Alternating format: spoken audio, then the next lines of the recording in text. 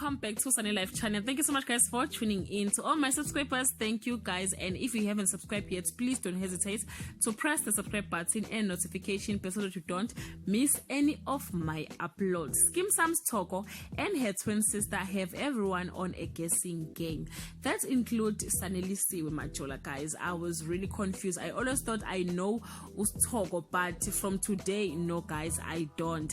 YouTube sensations Millicent Mashile and Innocent Sadiki, who are known as Sense twins, have the masses confused on who is who. Innocent Sadiki portrayed the character of STHOKO on SABC1 soapy Skeem, Saam, and many have taken to social media to help identify her.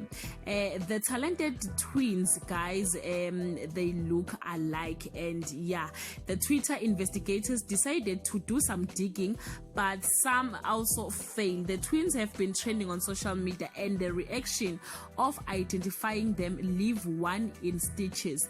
This is because the pair always wear the same clothes and the same hairstyle, guys, always. So yeah guys, I don't know if their husband knows who is who between them.